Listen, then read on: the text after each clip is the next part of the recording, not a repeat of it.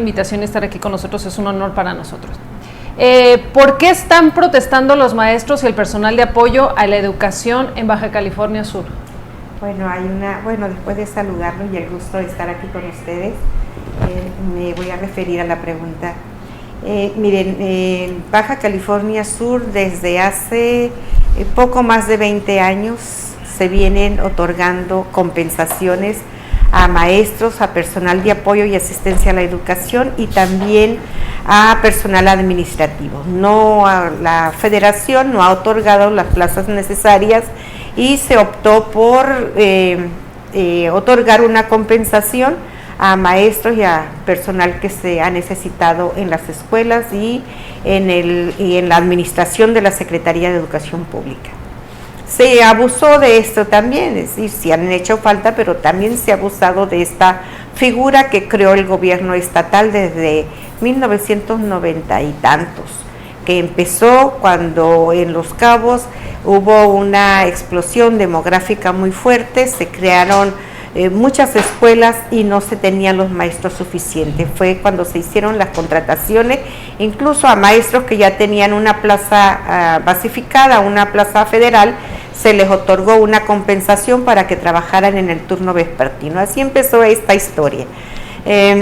Posteriormente se han otorgado plazas, siempre menos de las que se van necesitando por el asunto de Los Cabos y porque hoy el sistema educativo estatal presenta con algunos fenómenos importantes que tienen que ver con la demografía del estado. Por ejemplo, de La Paz hacia el norte tenemos unos grupos escolares con reducido número de alumnos. Están en un promedio de 18 o 20 alumnos en los grupos escolares. Si se hicieran los ajustes conforme a los lineamientos, entonces tendríamos que tener grupos de 30 alumnos para preescolar, 35 alumnos en primaria y entonces nos sobrarían muchos maestros. Pero son maestros que nos pudiéramos cambiar a la región de Los Cabos, que es donde nos hacen falta y donde los grupos son de mayor cantidad de alumnos. Entonces todo esto se combina y que hoy hace crisis porque tenemos 2.700 entre personal docente, personal administrativo, personal de intendencia en las escuelas que están en esta situación de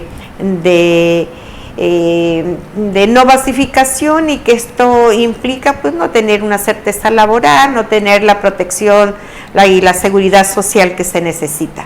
Entonces lo que se ha hecho fue que y además con un salario mucho menor que el que tiene el personal basificado aún haciendo el mismo trabajo. Uno entiende la inconformidad, uno entiende que son condiciones que nosotros nos encontramos y también uno entiende que hay que empezar a darle a una salida a esta situación. No puede ser eterno esto y además somos un gobierno diferente que se preocupa por la gente, que se preocupa por sus trabajadores. Entonces tenemos que buscar salida. Por lo pronto, hemos encontrado algunas posibles soluciones o por lo menos un paso más hacia la solución, iniciar procesos de solución, ¿no? En eso estamos. Maestra, a ver, para que nos dimensione el problema, ¿no? Porque son más de 2.000 trabajadores en esta situación. Casi 3.000. Casi 3.000. Entonces, ya nos dijo que hay una diferencia de salarios. ¿Cuánto gana un maestro de plaza inicial, por ejemplo, que es el que sí está basificado y que tiene prestaciones, derecho al ISSSTE, al FOBISSSTE y todo, a despensas, todas las prestaciones que tiene el sindicato de maestros? ¿Y cuánto gana un compensado? Tanto el docente como el no docente. Sí. Un personal docente con plaza inicial percibe alrededor de 14,000 pesos. Y un personal no docente alrededor de 12,000. Esas son las cantidades que se perciben y que el compensado actualmente y el docente compensado y el no docente perciben actualmente 6,000 pesos el no docente y 8,000 pesos el personal docente. Entonces sí hay una diferencia salarial importante del 100% en el caso de los no docentes, del 75% en el caso de los docentes. Entonces, la primera salida que se le da a la problemática magisterial, producto de las primeras movilizaciones que se hacen en el mes de octubre y que vinieron por parte de la Secretaria de Educación Pública, vino el secretario de Gobernación y otras personas de la Secretaría de Educación Pública Federal a conocer aquí de viva voz de los dirigentes sindicales las necesidades en este sentido, sobre todo las condiciones en que está la demanda central del movimiento, que ha sido la basificación de todo este personal. Entre el gobierno del estado y la federación acordaron, les ofrecieron a la dirigencia sindical que se igualarían los salarios, se homologarían los salarios de personal docente y personal no docente al que perciben actualmente. Entonces hay una importante erogación que harían los dos niveles de gobierno, que sería de aproximadamente 230 y tantos mil millones de pesos, 235 millones de pesos más o menos. Entonces este sería un paso inicial para posteriormente empezar con la basificación del personal. Entonces en eso quedó la oferta, fue aceptada por la dirigencia sindical y creo yo que ha sido una propuesta, una oferta, un otorgamiento muy importante, porque nos interesa mucho resolver la demanda del magisterio, porque se necesita un magisterio remunerado, un magisterio y el personal en general, que las escuelas tienen ambientes de aprendizaje, tengan ambientes educativos, tengan condiciones de educabilidad, todas las escuelas, y por lo mismo creemos que tiene que solucionarse. Pero también sabemos, y lo queremos decir y lo hemos repetido muchas veces, que el interés superior de las niñas, los niños, los adolescentes que están en la educación básica también tienen su derecho a recibir educación y a recibir todo el proceso educativo como está establecido por la Secretaría de Educación Pública. Bien, profesora, para que quede más claro para nuestros televidentes, ¿qué ganan los trabajadores con su basificación? Bueno, la basificación implica tener una certeza laboral, implica tener seguridad social, implica tener otros tipos de prestaciones que se tienen en el sistema educativo, ¿no? de las plazas federalizadas. Entonces, sí, es muy importante basificar, pues ¿quién no quiere tener certeza laboral? A nadie nos gusta estar 10 años, 12 años trabajando sin la certeza laboral y sin el salario igual al que tienen por el mismo trabajo, ¿no? Entonces yo creo que es muy justa la demanda y así lo entendemos. Maestra, además de la basificación hay otras demandas de los profesores. Está el tema del ISSSTE, los servicios. Parece ser que no están de acuerdo como se están prestando actualmente. Hay muchas deficiencias en la prestación del servicio del ISSSTE. Los maestros, bueno, en general la población burócrata, ¿no? ¿Qué es el tema del USICAM? Si nos puede explicar también qué es el USICAM, porque las siglas suenan un poco extrañas, ¿no?, para los que no somos profesores, y que el público pues conozca también que son de las demandas más importantes junto con la basificación. Sí, miren, junto con la basificación está la demanda, hay otra demanda que también pertenece a la Secretaría de Educación Pública Federal y que se está trabajando, que es el reconocimiento de la antigüedad a través de quinquenios. Esa es una demanda que está allí, también se está trabajando con las instancias federales. Y la otra demanda es, efectivamente, los maestros dicen hay que modificar la USICAM.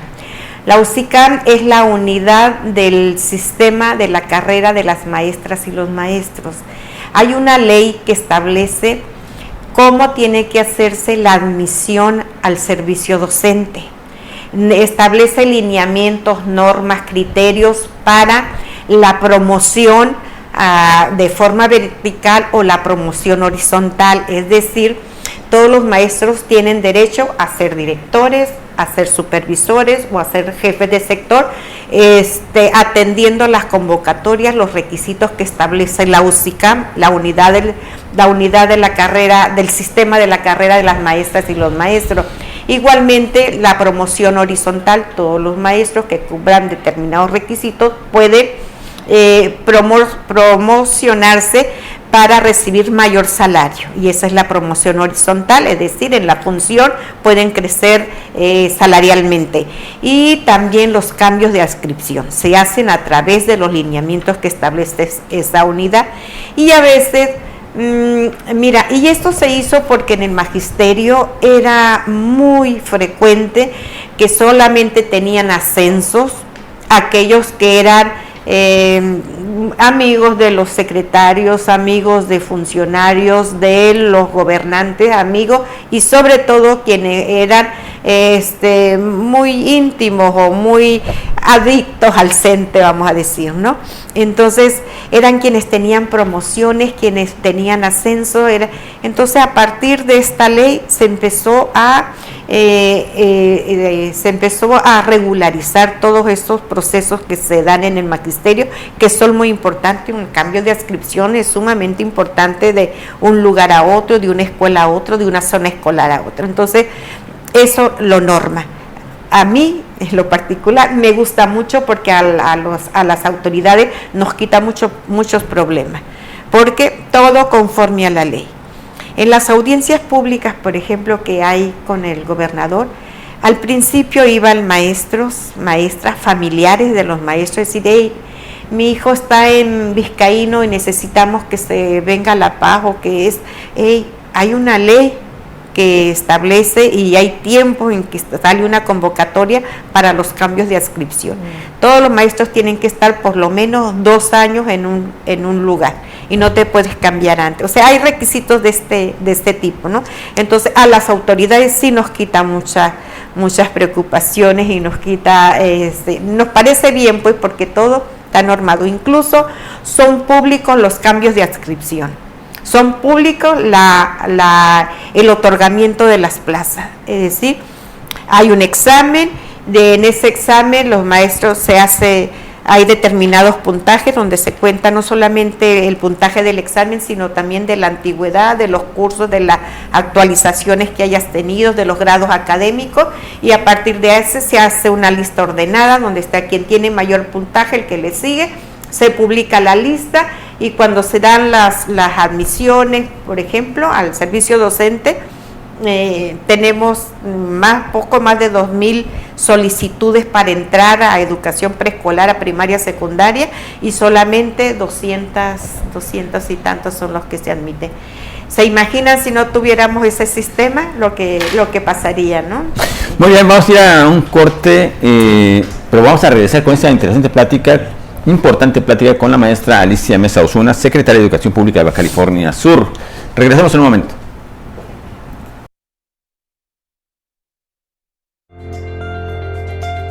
Todos somos noticia, todos tenemos una historia que contar. Participa. En un momento regresamos. Si ves un incendio forestal, repórtalo al 800-737-0000 o al 911. Ya sea en el campo o en carretera, no arrojes cerillos o cigarros encendidos. Evita hacer fogatas en zonas forestales. Si haces una quema agropecuaria, avisa a tu municipio y recuerda que debes hacer uso de la norma oficial mexicana 015, que señala: revisa que no haya mucho viento, ni quemes a mediodía, verifica que no existan incendios o quemas en predios cercanos, avisa a vecinos de los terrenos. Prevenir es más fácil. Comisión Nacional Forestal. Gobierno de México. Cuando descubres eso que te mueve, nada te detiene. Porque es bien chido encontrar nuevas formas de explotar tu curiosidad. Qué chido es bailar con tu música favorita. Qué chido es echar la reta en familia. Qué chido es convivir con tu familia y que te escuchen. Lo que no está chido es beber alcohol siendo menor de edad. Consejo de la Comunicación, voz de las empresas. El Sistema Estatal Anticorrupción, el Instituto de Transparencia, Acceso a la Información Pública y Protección de Datos Personales del Estado de Baja California Sur y la Comisión Permanente de Igualdad de Género del Honorable Congreso del Estado te extienden la más cordial invitación al foro Igualdad de Género para una sociedad libre de corrupción. Este lunes 28 de noviembre a las 10 horas en el Salón Galeón del Hotel Marina Waterfront en La Paz, Baja California Sur. Te invitamos a donar un juguete para nuestro festival navideño IER 2022, que será este próximo 17 de diciembre. Los juguetes deben ser nuevos, que no inciten a la violencia y de preferencia que no requieran de baterías para funcionar. Apóyanos donando juguete directamente en nuestras instalaciones de la calle Legazpi, esquina Altamirano, en la colonia Centro de la ciudad de La Paz, Baja California Sur. Los estaremos recibiendo de lunes a viernes de 8 de la mañana a 3 de la tarde y de 5 de la tarde a 8 de la noche. Y también los sábados de 10 de la mañana a 3 de la tarde. Gracias por donar momentos de felicidad.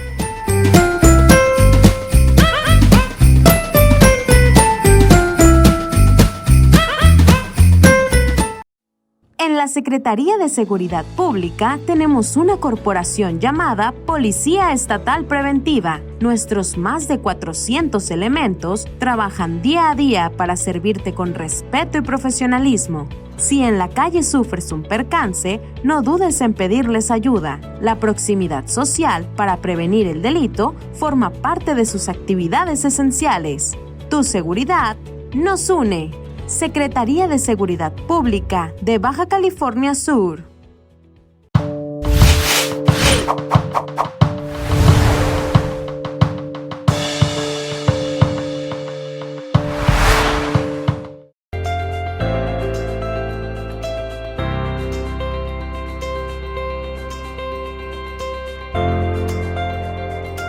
Bien, ya estamos aquí de regreso en el programa Todos Somos Noticia con la profesora Alicia Mesa Osuna, secretaria de Educación Pública de Baja California Sur.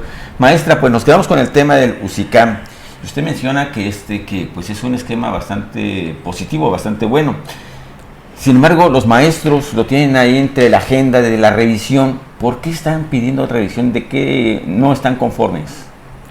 Sí, a veces hay procesos que no son agradables a todos, o que no todos cumplen los requisitos para promocionarse para horas adicionales, para la admisión al servicio docente, para los cambios de adscripción, no les tocan a veces porque no hay tantas posibilidades de cambio.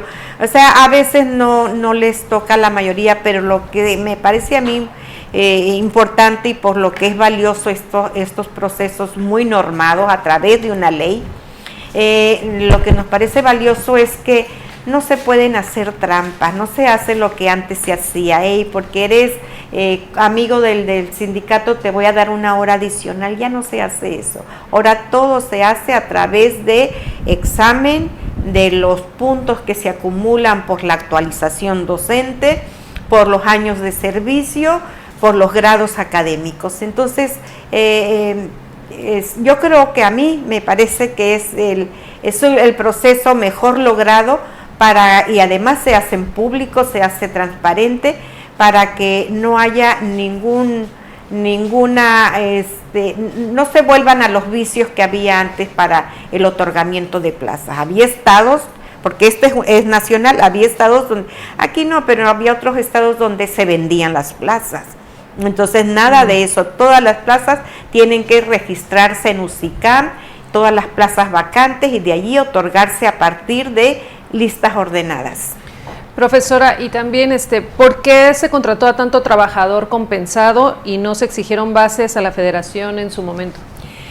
Pues mira, la verdad yo no sé qué pasó en un lapso muy, ¿qué será? En los últimos 10 años, 15 años, que se incrementaron mucho las plazas compensadas, pero también en lo que yo digo había una desorganización del sistema. En el caso, por ejemplo, de secundarias, tenemos muchos casos donde hay maestros que tienen 42 horas y las trabajaban 20 y 22 horas las cubría un eventual.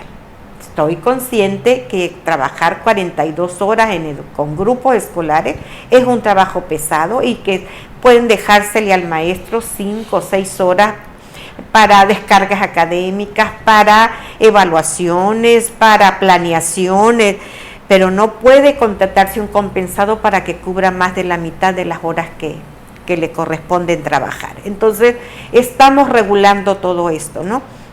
A veces lo sentimos porque el eventual que está cubriendo al maestro que tiene 30 horas y que solamente trabaja 15 y las otras 15 las trabaja un eventual, pues lo estamos sintiendo mucho porque ese eventual se va dejando, ese eventual tiene que evaluarse para poder concursar en horas de admisión o en horas adicionales, dependiendo de cuál es la condición que tiene el trabajador, ¿no?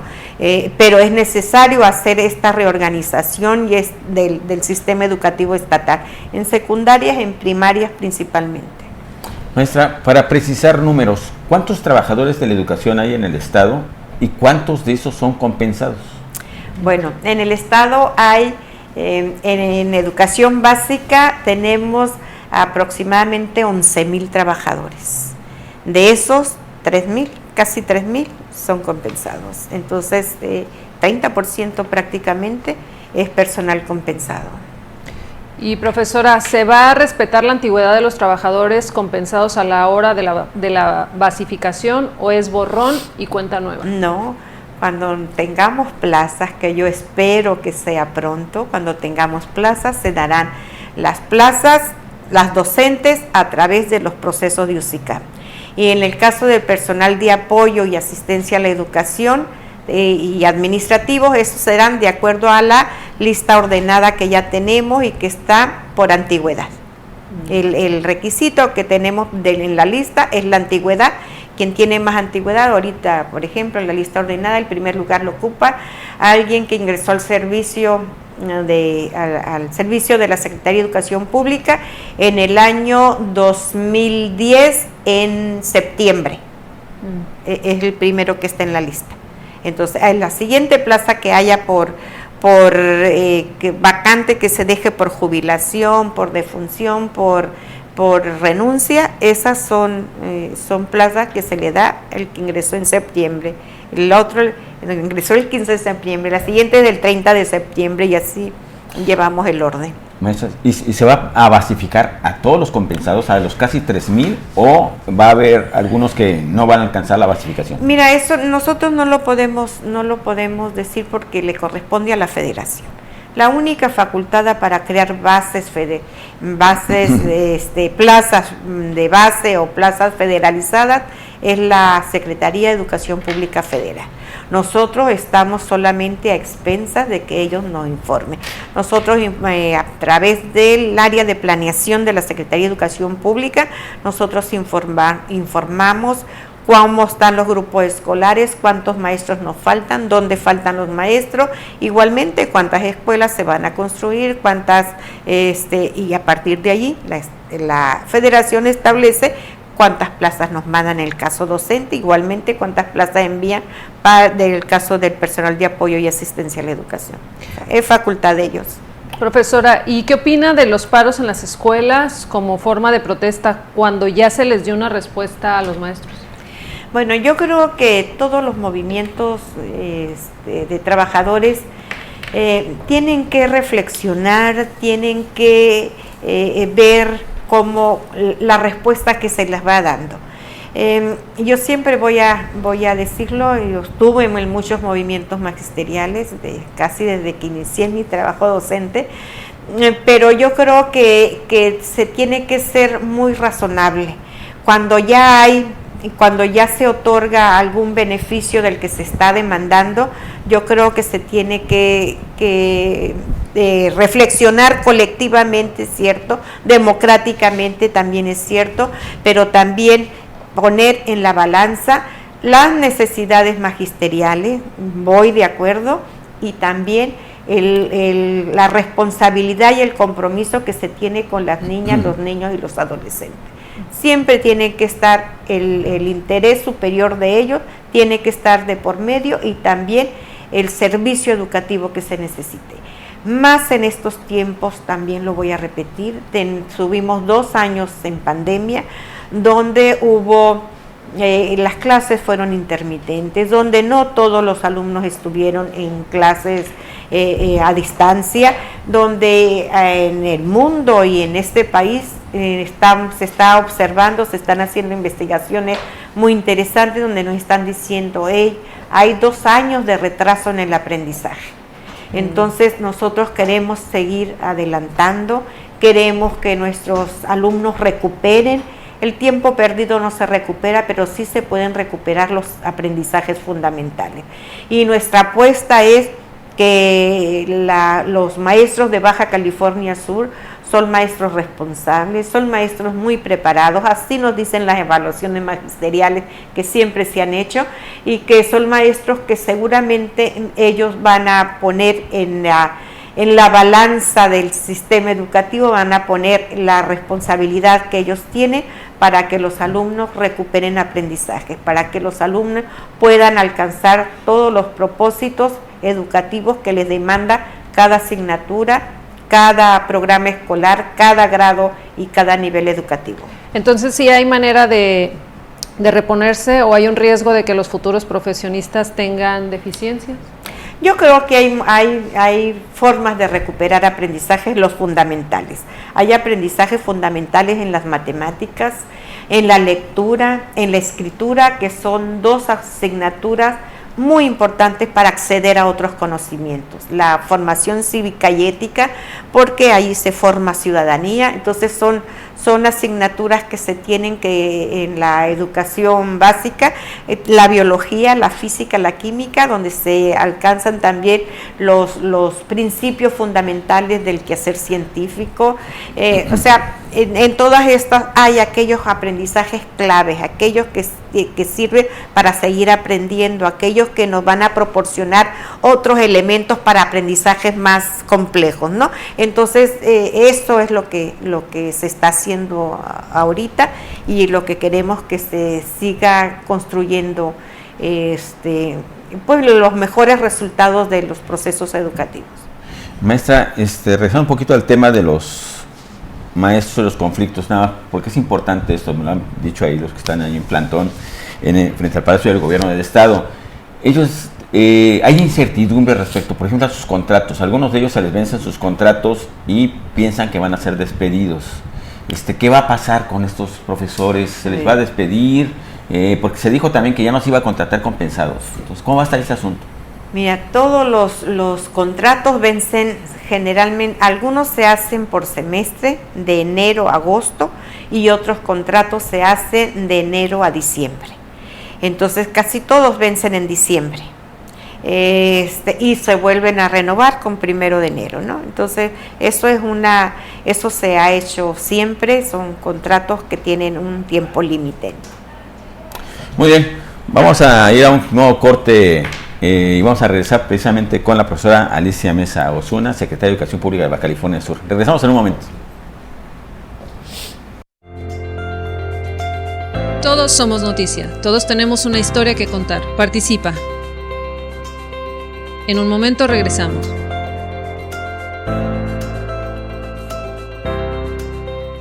Es bien chido encontrar nuevas formas de alimentar la curiosidad de tu hijo. Qué chido conocer sus intereses. Qué chido es echar la reta en familia. Qué chido es hablar con tus hijos y conocer todo eso que les da curiosidad. Lo que no está chido es que un menor de edad beba alcohol. Consejo de la Comunicación, voz de la... Te invitamos a donar un juguete para nuestro Festival Navideño Year 2022, que será este próximo 17 de diciembre. Los juguetes deben ser nuevos, que no inciten a la violencia y de preferencia que no requieran de baterías para funcionar. Apóyanos donando juguete directamente en nuestras instalaciones de la calle Legazpi, esquina Altamirano, en la colonia Centro de la ciudad de La Paz, Baja California Sur. Los estaremos recibiendo de lunes a viernes de 8 de la mañana a 3 de la tarde y de 5 de la tarde a 8 de la noche. Y también los sábados de 10 de la mañana a 3 de la tarde. Gracias por donar momentos de felicidad.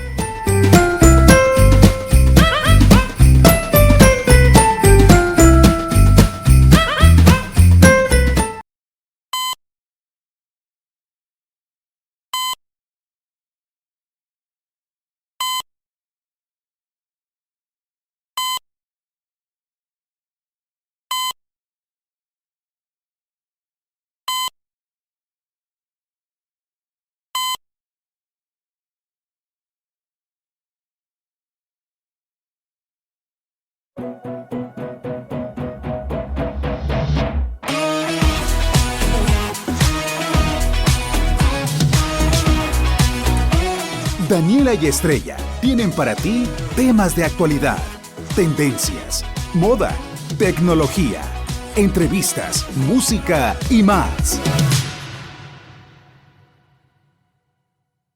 La Secretaría de Seguridad Pública del Estado convoca a hombres y mujeres que cuentan con vocación de servicio y comprometidos con la sociedad a participar en el concurso de reclutamiento, selección e ingreso para pertenecer a las Fuerzas Estatales de Seguridad Pública como Policía Estatal Preventivo. Interesados, comunicarse a las oficinas de reclutamiento, Gobierno de Baja California Sur. BCS nos une. Ya quedó listo. Muchas gracias. Oiga, se ha vuelto muy cumplido y usted es otro. No, pues al contrario, gracias a usted por confiar otra vez. Chéquelo y si algo está mal, me avisa. Valió la pena dejar de beber. Hoy sé que trabajo se escribe con doble A. Central Mexicana de Servicios Generales de Alcohólicos Anónimos AC.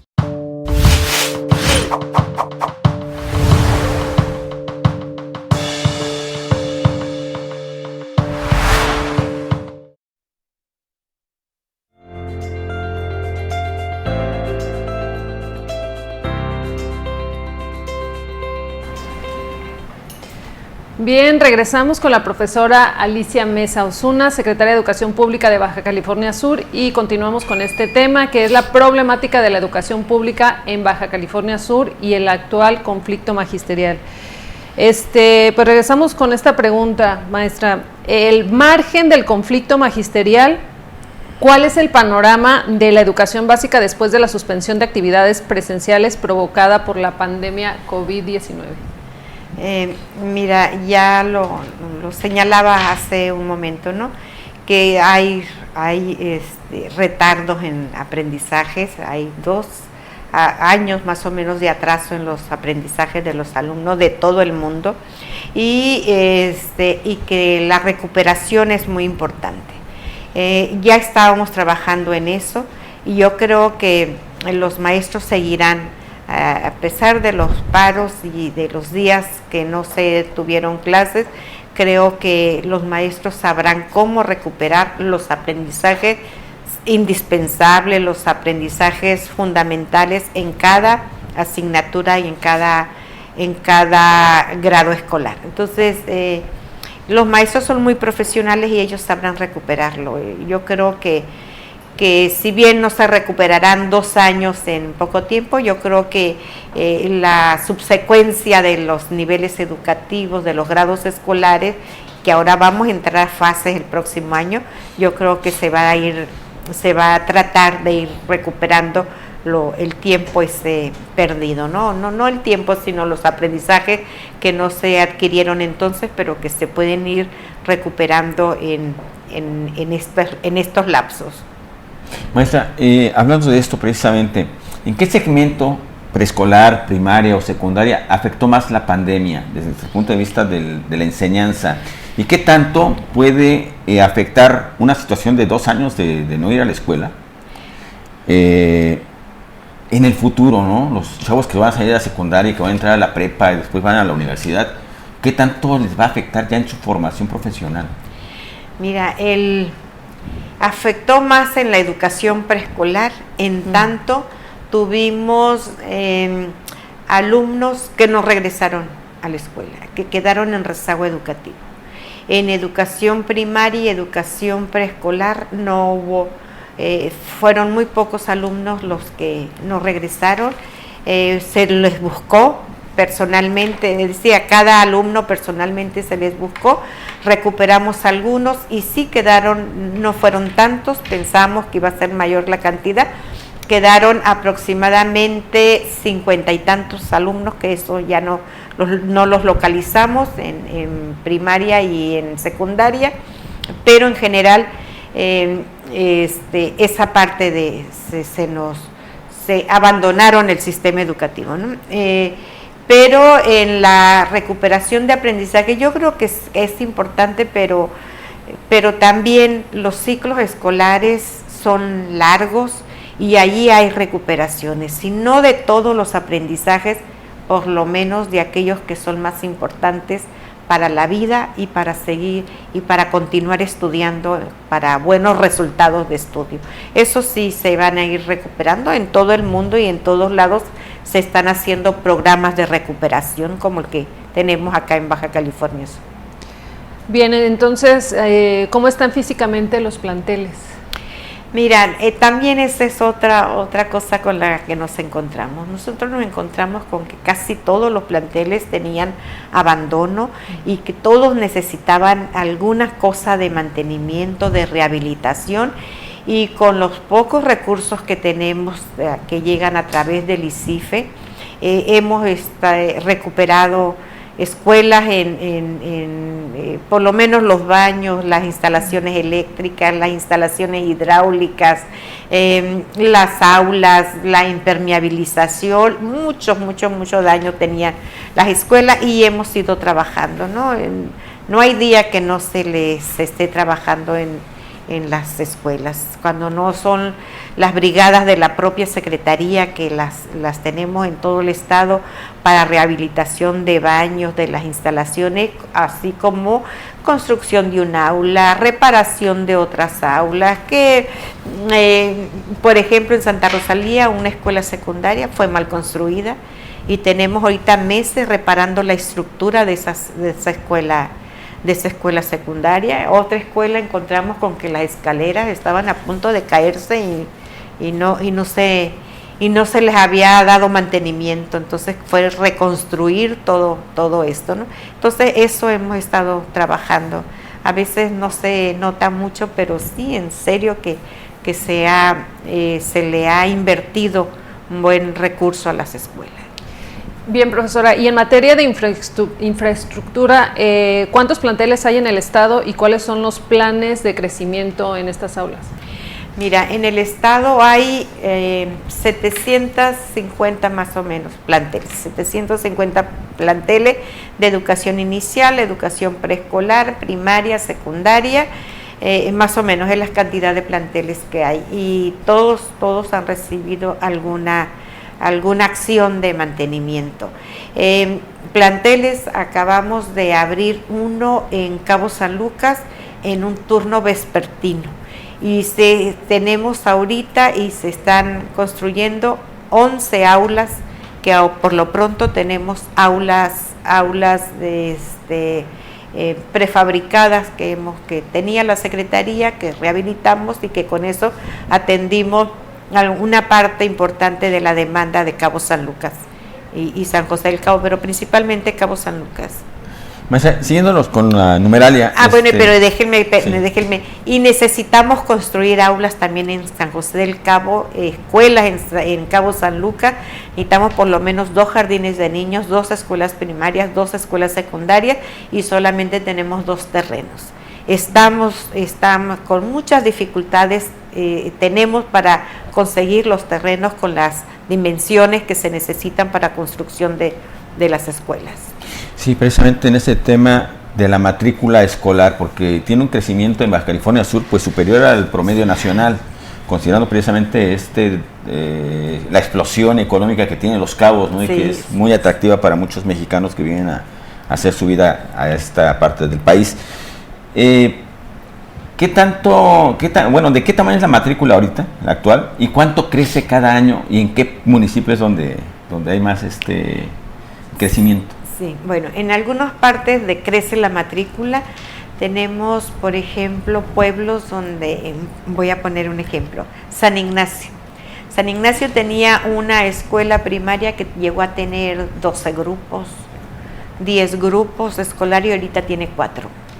¿Sí? O sea, hay pueblos que son donde la población ha envejecido y la población infantil y además con menos nacimientos, la población joven sale de los pueblos y la matrícula cae, ¿no? Entonces así nos encontramos a casi todos los pueblos del norte, de acá de La Purísima, de San Isidro, todos esos pueblos tienen muy baja la matrícula. Pues en donde yo decía, y en esos lugares nos sobran maestros, que llegaron, se quedaron allí, que ya no los pueden mover, ¿no?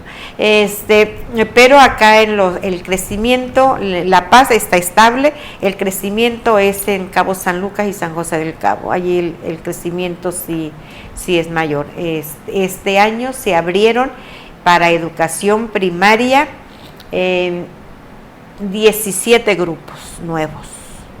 Que 17 grupos nuevos son casi 500 alumnos. Allá en Los Cabos. Allá en Los Cabos, sí. En educación secundaria en Los Cabos también tuvimos incremento de matrícula. En ningún otro lugar tuvimos incremento de matrícula, más que en San José y en Cabo San Lucas. ¿Cuántos alumnos son en total? En total, en la educación básica están aproximadamente 150,000 alumnos. Bien, y el crecimiento no se ha dado, como hay decrecimiento en otras partes, el crecimiento está acá, entonces se compensa, ¿no? Muy bien. Bien, hablando de La Paz, Baja California Sur, es un estado turístico. ¿Hay planes para intensificar la enseñanza del inglés en la educación básica? Miren, nosotros tenemos mucho problema porque hay un programa de inglés. La Federación en el 2014, creo, más o menos, creó un programa de inglés con recursos federales como programa. Establecía requisitos ese programa para quienes se fueran a contratar como maestros de inglés en primaria y en preescolar. Resulta que no todos los aspirantes cumplieron los requisitos, entonces el gobierno estatal optó por contratar a aquellos que no cumplieron requisitos. Ahí tenemos más maestros de inglés que no cubrieron los requisitos de acceso y los otros que están en el programa federal. El programa federal tiene aproximadamente 10 millones de pesos para el pago de maestros, pero también para procesos de actualización y procesos de materiales, de materiales didácticos y guías de trabajo.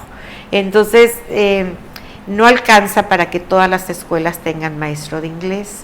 El presupuesto que tiene el Estado es muy precario, tampoco nos alcanza, entonces sí estamos en un problema grave para la contratación de maestros de inglés para que todas las escuelas las tuvieran. Entonces es otra demanda que tiene el pliego petitorio del CENTE. Ellos dicen hay que tener la estructura ocupacional completa. Efectivamente, si tuviéramos maestros de inglés para todas las escuelas sería lo ideal, pero no tenemos el recurso suficiente para más contratación de maestros de inglés y el programa es un programa federal, no es no está como parte del programa, como una asignatura más, ¿no? Sino como un programa. Porque también en el país tampoco aquí tendríamos suficientes maestros para todas las escuelas. Bien, maestra, vamos a un corte, nuestro tercer corte y último corte, y regresamos en un momento para cerrar esta entrevista con información muy, muy importante. Quédese con nosotros.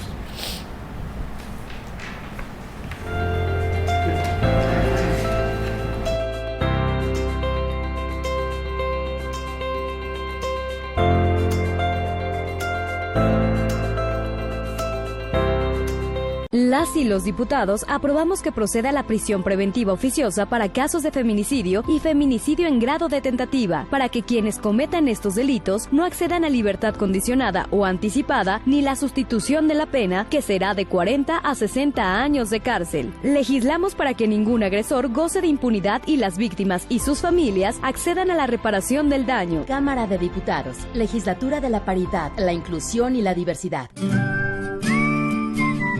La Secretaría de Seguridad Pública del Estado convoca a hombres y mujeres que cuentan con vocación de servicio y comprometidos con la sociedad a participar en el concurso de reclutamiento, selección e ingreso para pertenecer a las Fuerzas Estatales de Seguridad Pública como Policía Estatal Preventivo.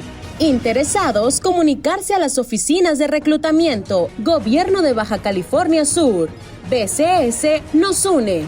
Gracias a los acuerdos en la Cámara de Diputados, se creará el Centro Nacional de Identificación Humana para garantizar a toda persona desaparecida el derecho a ser buscada y localizada. Este centro diseñará, ejecutará y dará seguimiento a las acciones para recuperar y resguardar muestras humanas para su identificación. También apoyará a las fiscalías especializadas y locales para desempeñar labores de ubicación y búsqueda. Cámara de Diputados, Legislatura de la Paridad, la Inclusión y la Diversidad. Es bien chido encontrar nuevas formas de alimentar la curiosidad de tu hijo. Qué chido conocer sus intereses. Qué chido es echar la reta en familia. Qué chido es hablar con tus hijos y conocer todo eso que les da curiosidad. Lo que no está chido es que un menor de edad beba alcohol. Consejo de la Comunicación, voz de las empresas.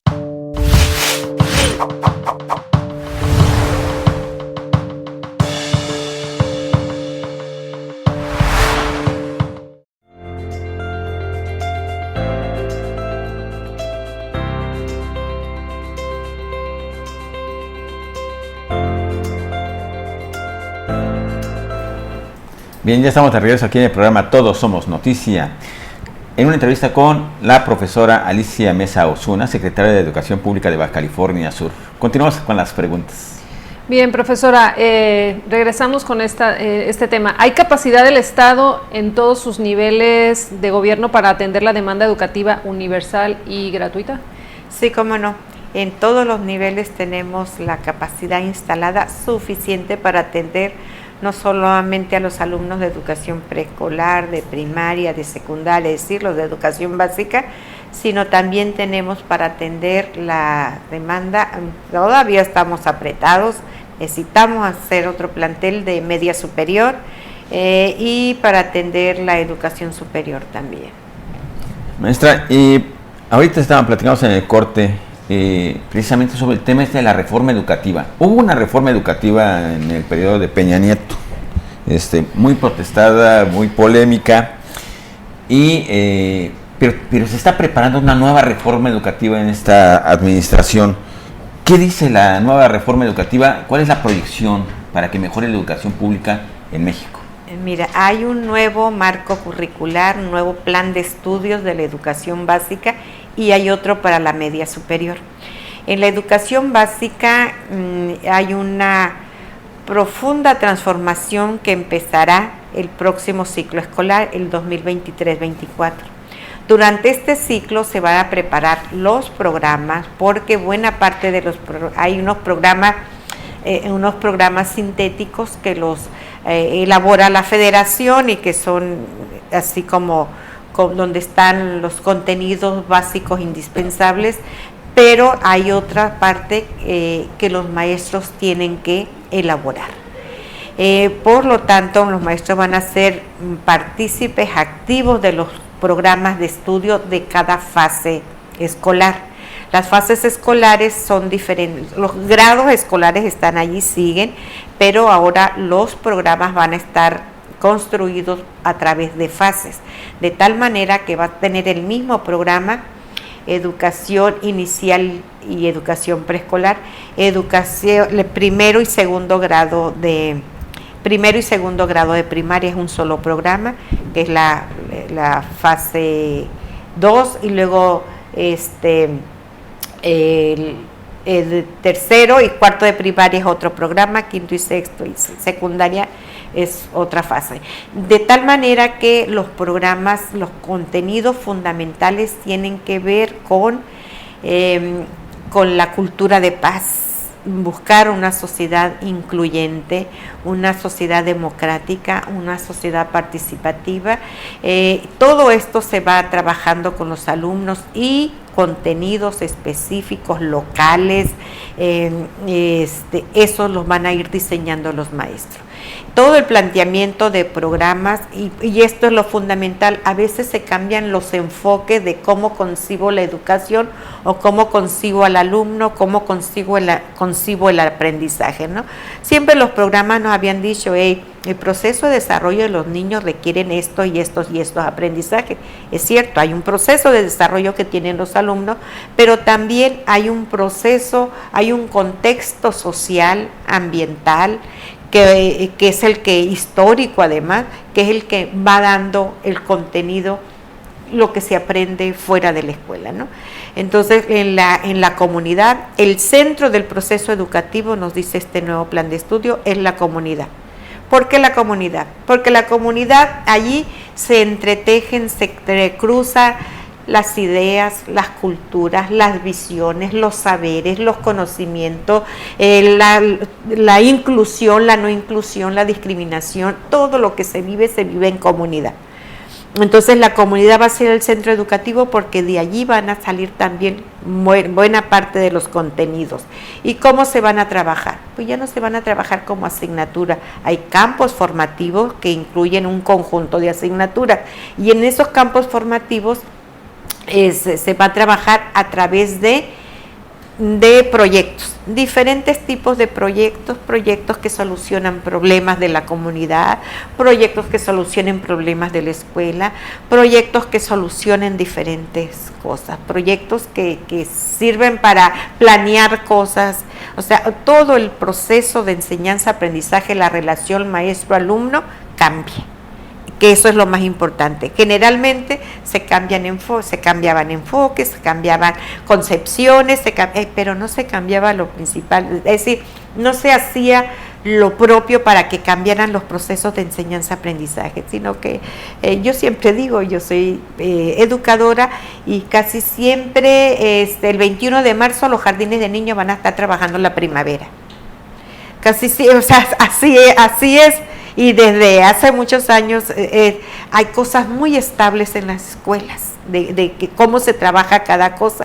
Y ahora con este nuevo enfoque, esta nueva concepción del plan de estudio, una nueva concepción de la escuela como un derecho, de la educación como un derecho, de la escuela como parte de la comunidad, cambian muchas cosas y los procesos de enseñanza se trabaja a través de los colectivos, de los equipos, de los alumnos, donde unos hacen una cosa del proyecto, otros elaboran otras cosas. Los libros de texto cambian completamente también. Cambian los libros de texto, quienes están ahora elaborados como proyectos también, dan información.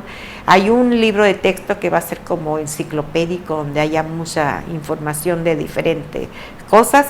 Y entonces esto es lo interesante que viene, pero para el ciclo escolar 23-24. Durante todo esto se van a actualizar a maestros. Se empezó en los consejos técnicos de agosto, de este mes de septiembre, de octubre. En enero del 2 al 5 de enero, creo, hay procesos de actualización de los maestros. O sea, hay una preparación importante para que todos puedan conocer y puedan asimilar. Se les va a enseñar a los maestros cómo construir contenidos o temáticas que no todo mundo lo puede hacer, pero los maestros sí lo pueden hacer. Entonces los maestros van a ir construyendo los contenidos en una participación co-curricular, se les está llamando, porque ellos van a ser elaboradores de los programas de estudio. Bien, gracias, que ya van a cambiar los libros. Sí, gracias. Los libros de texto. Profesora, leímos hace poco que regresa la evaluación y la aprobación en las escuelas. ¿Nos puede explicar este tema, por favor? Sí, hubo excepciones por la pandemia, ¿no? Donde nadie era responsable de nada, ¿no? No era responsable de que las clases presenciales estuvieran suspendidas, los alumnos no eran responsables de eso. Entonces se daba un tiempo prudente para que los alumnos pudieran recuperar los aprendizajes que correspondía y la mínima calificación que se podía tener era el 6. Y ahora no, ya se llega a las normas anteriores donde puede haber alumnos reprobados cuando no han adquirido los aprendizajes que se espera tengan en cada asignatura y grado escolar. Maestra, regresando un poquito al tema de los contenidos, por ejemplo, ahorita me quedó pendiente el tema del inglés. Por ejemplo, si es cierto, las condiciones de Baja California Sur no son iguales que las de Chiapas, ni que las de Tamaulipas, ni que las de Jalisco. Sin embargo, aquí sí es un estado turístico y efectivamente pues se requiere una formación de inglés para que los chavos tengan mayores oportunidades de empleo. ¿No hay manera de que estos contenidos sean regionales por estado, que haya materias particularmente especiales para ciertas regiones del país? Sí, va a haber contenidos especiales para las regiones del país. Los maestros los van a ir obteniendo, y no solamente para diferentes regiones del país, no son las mismas comunidades de una escuela a otra, también aquellos que surjan de la comunidad también, que se requiera conocer de la comunidad o que se requiera solucionar cosas de la comunidad. Entonces podemos pensar en una materia de inglés ya en educación básica para Baja California. Desaparecen las materias, quedan como campos de conocimientos, ¿no? Entonces sí hay, claro que sí, hay lenguajes, hay un campo de conocimientos que son lenguajes y que ahí se espera que perfeccionen el español, por supuesto, pero también lenguas indígenas y también el inglés u otro idioma, ¿no? Qué interesante. Hay esa posibilidad. Bien, profesora, ¿qué pasa con la salud de las niñas y los niños? ¿Hay planes para fortalecer la cultura física desde la educación básica?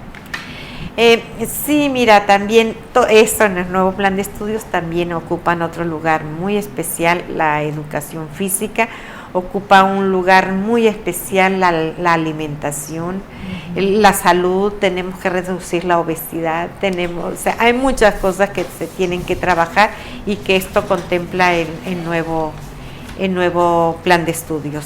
Con mucho énfasis se le da a la alimentación, a la salud y al cuidado del cuerpo, ¿no? Que tiene que ver con la educación física y con otras asignaturas, con otros campos formativos. Bien, profesora Alicia Mesa Osuna, secretaria de Educación Pública de Baja California Sur, agradecer su presencia en el programa Todos Somos Noticia y pues agradecerle nuevamente, y ustedes ya tienen información directa, precisa y concisa con la profesora. Muchas gracias por haber dado esta entrevista. No, gracias a ustedes, un gusto estar aquí. Síguenos en nuestras redes sociales y en la página Ejecutivos y Noticias, y que tenga un excelente día. Regresamos el próximo viernes. Gracias. Muy bien, muchas gracias. Okay. Todos somos noticia, periodismo con responsabilidad social. Los esperamos en la próxima emisión.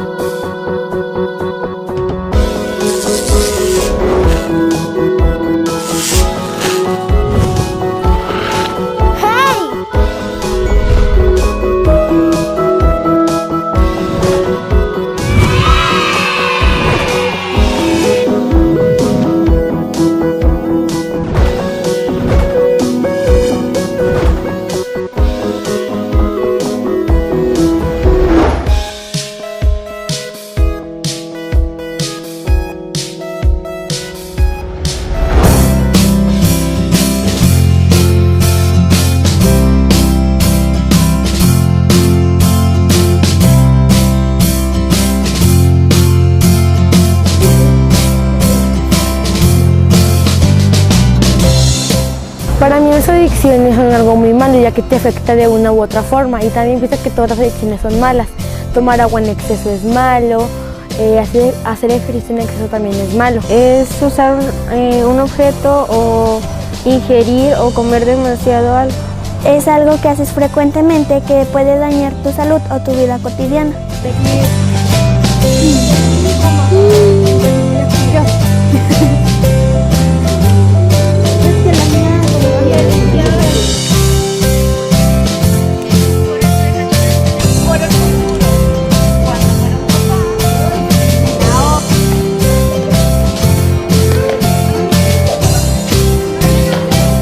Las adicciones que yo conozco son adicción al teléfono o al celular, a las drogas, a la tecnología, la del tabaco, la del alcohol, al juego, al alcohol, a las drogas, al celular o cualquier tipo de tecnología.